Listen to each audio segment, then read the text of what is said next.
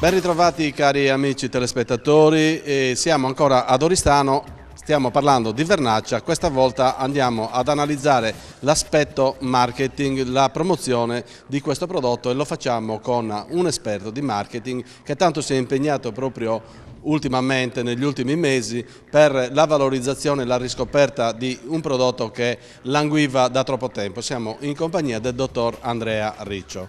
Ma di che cosa ha bisogno il Vernaccia perché torni ad essere un vino amato e consumato, soprattutto che si avvicini anche ai giovani che invece preferiscono magari altri tipi di vini giovani da consumare, come si dice oggi, happy hour?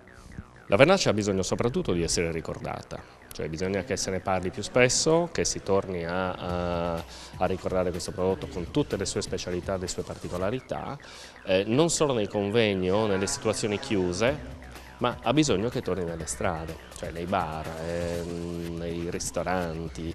Raramente si entra in un bar, tanto più nella Valle del Tirso, Oristano e nella zona, e si trova la vernaccia esposta nel bancone. È rarissimo che quando si chiede cosa mi consiglia, magari in un bar o in un ristorante, le proporrei questa vernaccina speciale che noi abbiamo.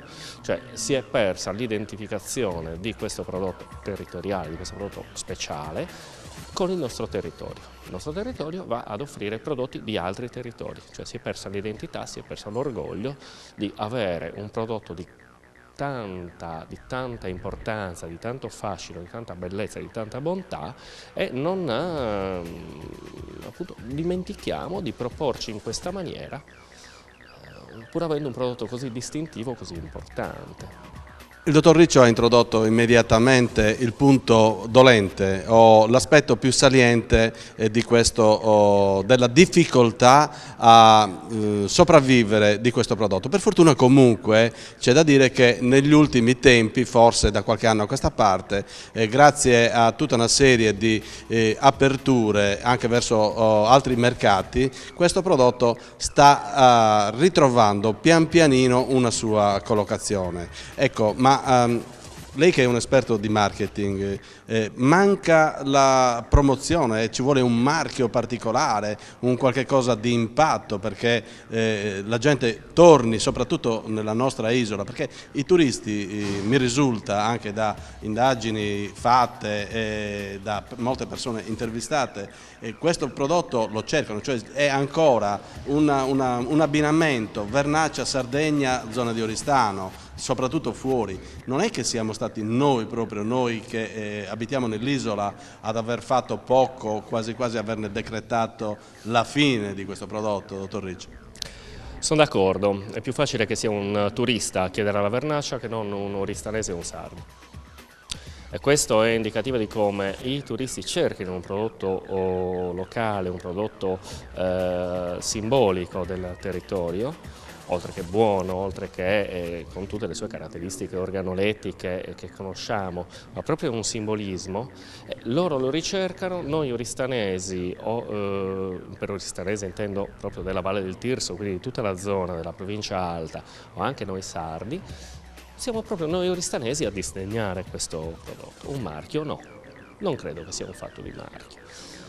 La vernaccia tradizionalmente è sempre stata prodotta da tante piccole minuscole cantine, è stata sempre fatta in casa.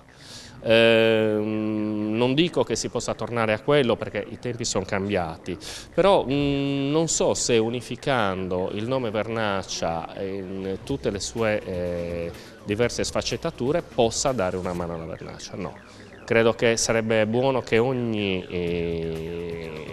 produttore avesse la propria di marca, la propria denominazione, il proprio nome anche di fantasia, sempre certo vernaccia. Non mi piace quando una vernaccia viene venduta senza che questa venga denominata esplicitamente vernaccia, per esempio.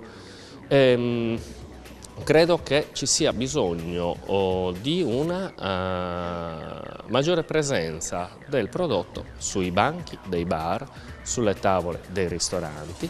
Credo che quando vengono delle persone appunto in un locale di questo tipo dovrebbe essere il ristoratore, se ha piacere di valorizzare il territorio e il prodotto, a proporre innanzitutto questo vino.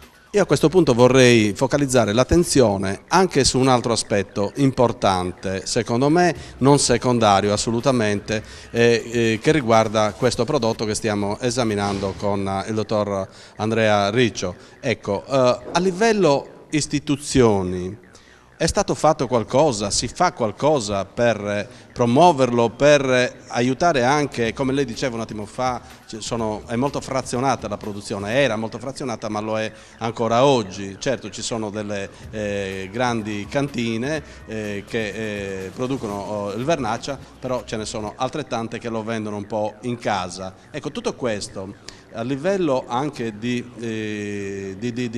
promozione del prodotto aiuta, le istituzioni fanno qualcosa per proteggerlo, esiste il marchio DOP, esiste il DOC, tutto quello che vogliamo, ma è sufficiente questo? Ma un prodotto non so quanto debba avvalersi dell'aiuto delle istituzioni. Un prodotto deve andare avanti perché la gente lo richiede e la richiesta potenzialmente c'è. La vernaccia ha un vantaggio particolarissimo, è adorata dalla gente. Veramente, io ho provato a fare un esperimento, ho creato un gruppo su Facebook sulla vernaccia. Cavatappi. Il cavatappi di Re, e tantissima gente ha aderito spontaneamente. Se poi le istituzioni vogliono aggiungersi e dare una mano, per carità, va sempre bene, ma credo che un prodotto debba andare avanti con le sue gambe, non perché c'è qualcuno che lo sponsorizza o lo spinge, anche perché sono sempre politiche discontinue, sono delle cose che non hanno poi una chiarezza, insomma, i prodotti devono andare avanti perché la gente li ama, li chiede, li rispetta. Soprattutto per la qualità. La qualità è indispensabile, ma oltre alla qualità la vernaccia ha fascino. Riscopriamo questo fascino? Ce l'ha, dobbiamo soltanto riprendere a metterlo in mostra, secondo me. Poi il marketing è un'opinione, quindi è soltanto una cosa personale.